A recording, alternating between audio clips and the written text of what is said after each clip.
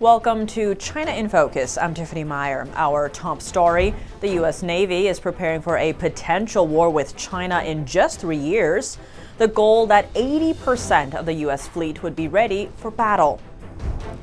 In the face of rising detention risks for foreigners inside China, U.S. lawmakers are pushing for the highest possible travel advisory for the country. That's as some Americans have already spent years wrongfully held in Chinese prisons. The Chinese Communist Party said to use U.S. laws against Americans. House lawmakers are digging into how China weaponizes the rule of law. Using the law as a sword in filing these suits, but then they're using the law as a shield to protect themselves from.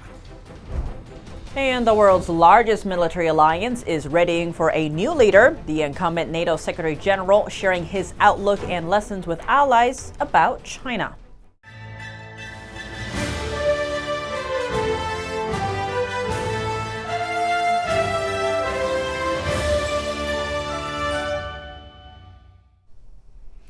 A new deadline for the U.S. Navy readying for a potential war with China within 3 years. That's if Beijing decides to invade Taiwan. That goal was set by the Chief of U.S. Naval Operations, Admiral Lisa Franchetti. She released a plan on Wednesday aiming to boost the Navy's war readiness. A big part of that is getting 80% of the U.S. naval force ready to fight a potential war by 2027. The year 2027 is important because that's the time Chinese leader Xi Jinping wants his military to be ready to take control of Taiwan. The Chinese Communist Party sees Taiwan as part of China, despite never having ruled it.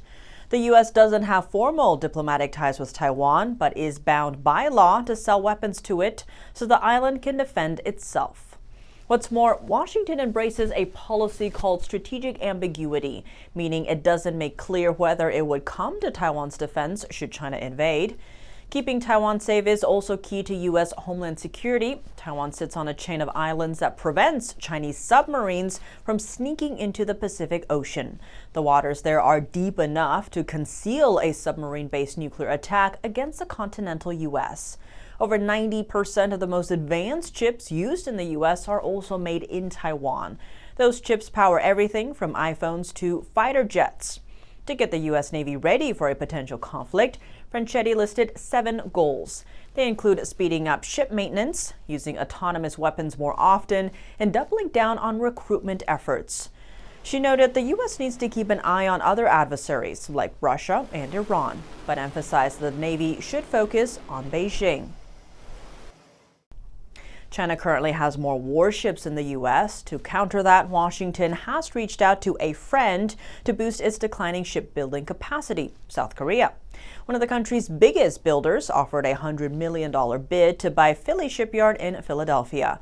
This comes months after the U.S. Navy Secretary visited South Korea to court investment in U.S. shipbuilding. The deal is pending approval.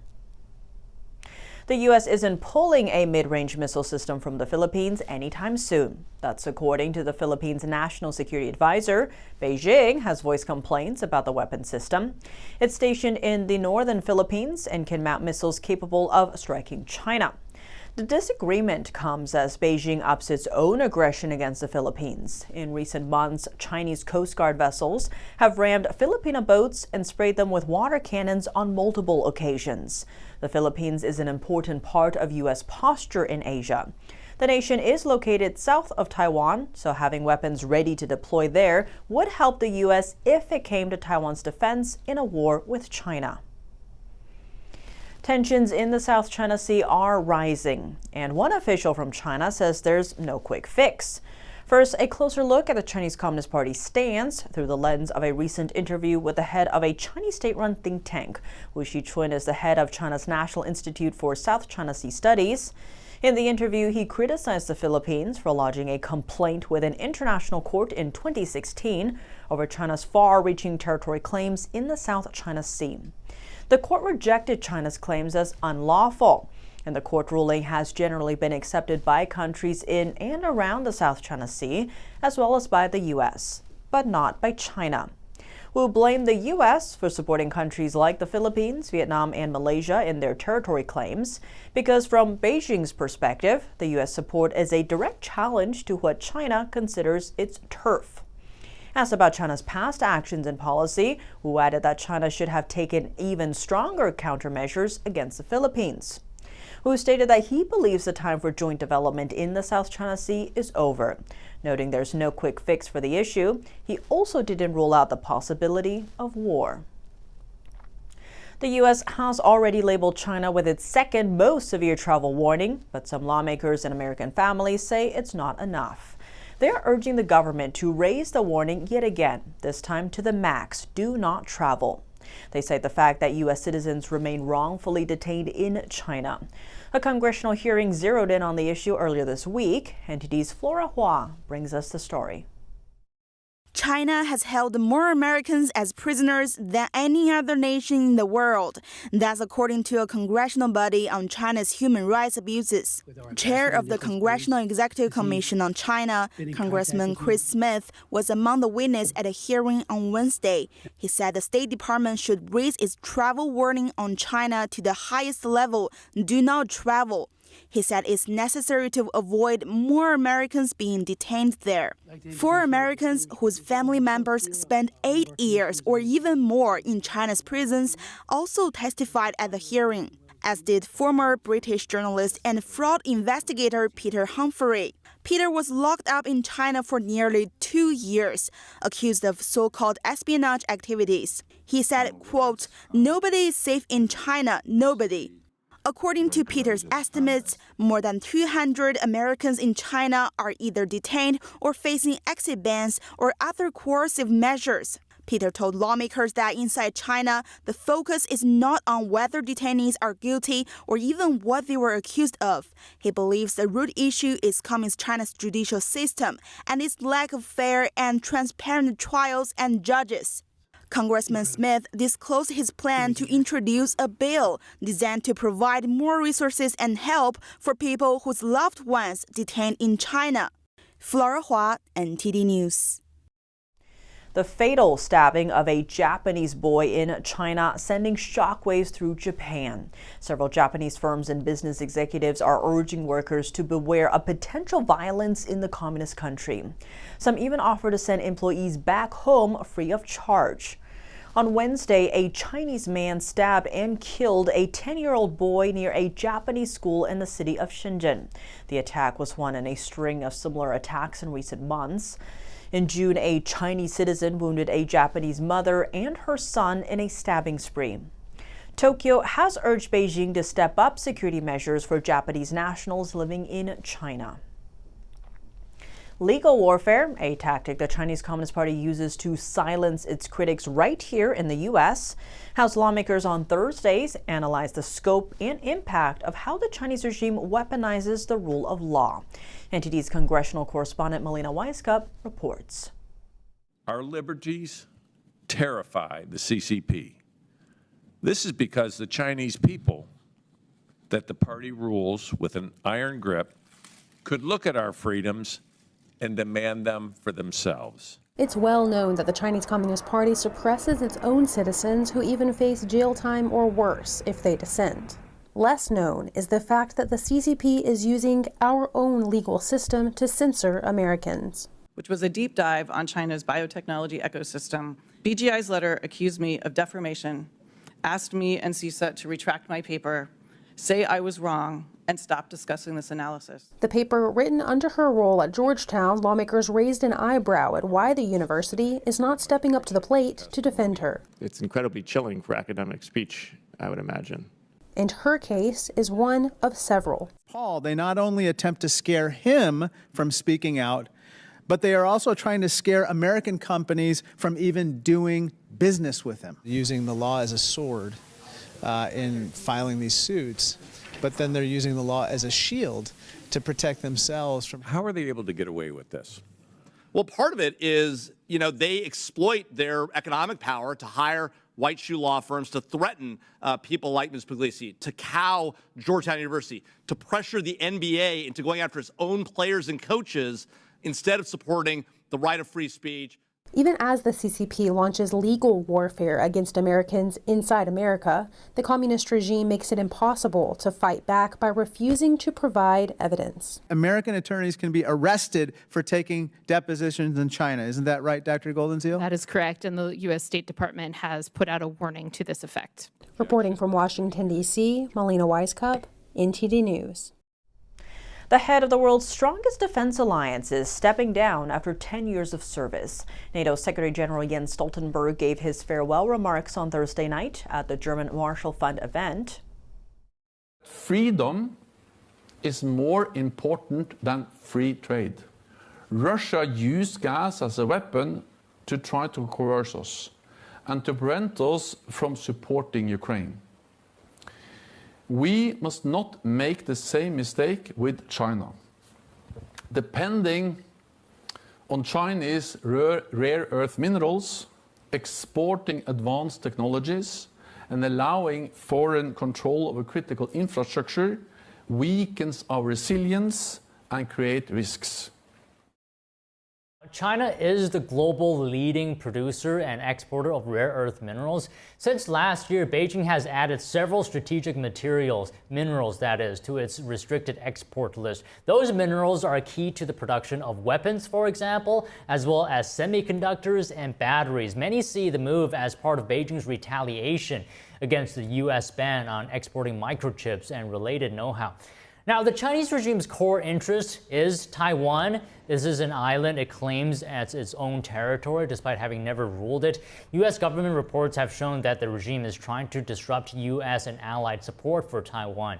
That's by deploying botnets to threaten key infrastructure and government systems, potentially disrupting any response to a possible invasion of Taiwan. Now, back to the NATO chief. He said that the alliance will still engage with China, but it must not compromise long-term security needs for short-term profits. NATO Secretary General Jens Stoltenberg mentioned the West's reliance on Chinese rare earth in his farewell remarks. For years, the U.S. and its allies have been trying to break China's control of rare earth minerals. These minerals are key for high-tech industries, including weapons. Here's a closer look at the West's efforts to change the status quo. In 1992, former Chinese leader Deng Xiaoping highlighted China's advantage in rare earth, stating the Middle East has oil, China has rare earth. Now, China dominates the market, controlling about 70% of global rare earth output and more than 90% of rare earth refining. But what exactly are the minerals? Rare earths are a group of 17 elements that are crucial for making electronics. They're used in everything from smartphones to fighter jets. Though the metals aren't truly rare, instead they're found in low concentrations, which make their mining both challenging and environmentally risky. Zooming back out, Western countries are looking to cut reliance on Chinese supply chains for the materials, but they're facing challenges. A report from Benchmark Source highlights issues in the sector. Most rare earth mines in the West are struggling with a lack of funding and other delays, while mines in China are backed by the Chinese regime. In 2011, Japan invested $250 million in an Australian mining company called Analyst. It took 2 years for trial production to start and 7 years for it to become profitable. It's helped Japan to reduce its dependence on Chinese rare earth supplies from over 80% down to about 60%. The CEO of Linus said the West is playing a 30-year catch-up game with China on rare earths. Coming up, the U.S. government will award $3 billion to 25 battery projects, the goal to reduce reliance on batteries made in China. Gold is getting its moment in the sun. How does its rising price relate to global conflicts and to China? An expert breaks it down. How privileged are civil servants in China? A report reveals they are raking in significantly higher benefits than other residents. More on that after the break here on China in Focus. Welcome back to China in Focus. I'm Tiffany Meyer. The Energy Department said on Friday it will award $3 billion to 25 battery projects. The goal is to boost domestic battery production and reduce reliance on China. The department says the projects will support 12,000 jobs and generate $16 billion in investments. Funds will go to battery minerals, manufacturing, and recycling. The company Albemarle will receive over $65 million for lithium-ion battery materials in North Carolina. Honeywell will get over $125 million for a battery facility in Louisiana. It will produce a key electrolyte salt needed for lithium batteries.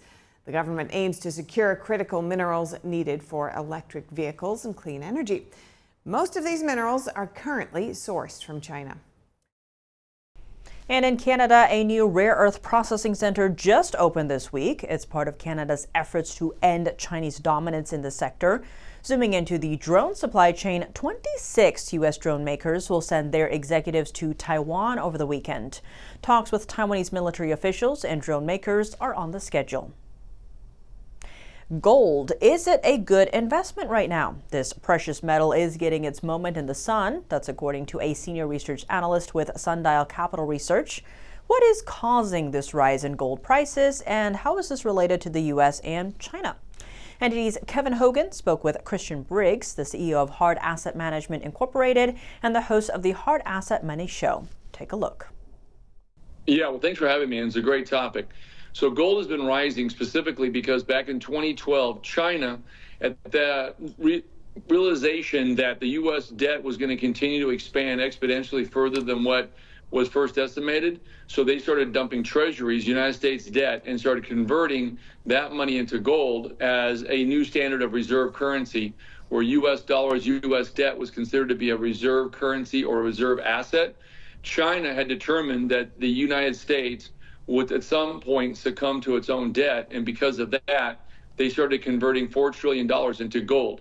Since then, other countries around the world, specifically Russia, Poland, Singapore, even South America, and what's interesting is South Korea, have now expanded buying gold because the dollar has continued to drop in value, or it's we call very simply the buying power of the dollar has been significantly weakened and lessened, as you can clearly see over the last just 3 or 4 years.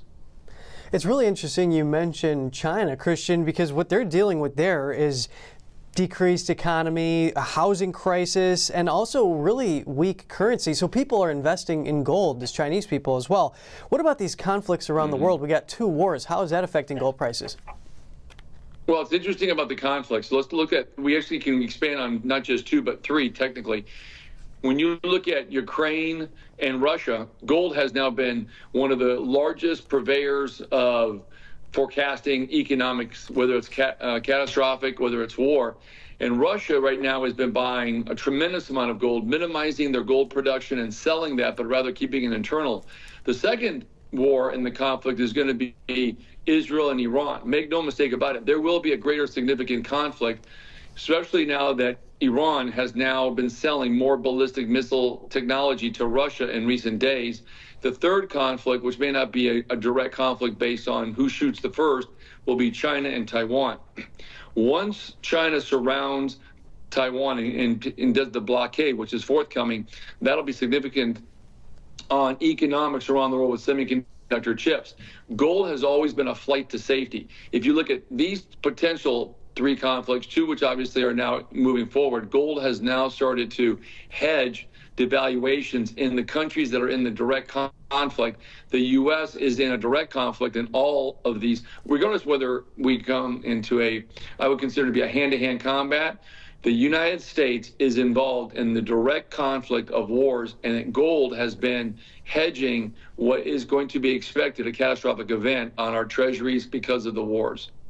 Christian, I just want to touch on one other thing in conjunction with this. Stocks in gold mining companies are also up. Think about it. The price of gold goes up. Those companies get more profits. There's more sales for the mining companies. And even the VanEck Gold Miners ETF, that's up 25% this year. Open a comment on that, or just in a few sentences, what about a potential rate cut? How is that going to affect gold prices?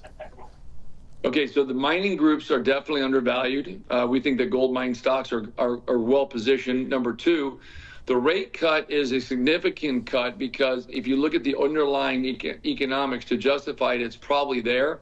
That will give a boost to gold. Gold is interest rate dollar sensitive. So if we see a decent cut, maybe 50 basis points to 75, 50 will move the market a little bit. 75 would explode gold prices and certainly stock market. Well, thank you so much for your time. Christian Briggs, CEO of the Hard Asset Management Incorporated. Thank you. Thank you for having me. A report on pensions is making digital waves on Chinese social media. The report shows that retirees in one Chinese county who had worked as civil servants for the Chinese state received almost 20 times more retirement benefits than other retirees. Based on a report from a county in Shandong province, civil servant retirees there received an average of $12,600 per person last year. Other retirees received about $660, meaning the public sector retirees received more than 19 times more money. China recently announced plans to raise its national retirement age by 3 to 5 years. For men, the bump puts retirement age at 63. For women, the number ranges from 55 to 58, depending on their jobs. China said Friday it will gradually lift its ban on Japanese seafood imports. Japan's Prime Minister Fumio Kishida said China will work towards lifting the restrictions after checks on radioactive wastewater from the Fukushima nuclear plant. We have conveyed to China that we are ready to conduct additional monitoring, and China has said they will start the process to ease restriction, which means they will steadily restart importing Japanese marine products that meet the requirements. China had banned purchases of seafood from Japan, citing risk of radioactive contamination. This comes after Tokyo Electric Power started releasing treated water from the damaged Fukushima nuclear power plant into the Pacific Ocean last year. Japan has maintained that the water release is safe. It said the International Atomic Energy Agency has concluded the impact would only have on the people and the environment as well is negligible. Before the ban, China was Japan's biggest market for seafood exports. Coming up on NTD, stay tuned for America's Hope with Kelly Wright. Tonight, Troy Miller, President and CEO of National Religious Broadcasters, shares concerns that Christians are voicing about Israel. Also, author Daniela Bloom discusses the Jexit movement, or Jews exiting the Democratic Party. That's on America's Hope with Kelly Wright tonight at 10 p.m. after China in Focus. Thanks for watching. See you soon.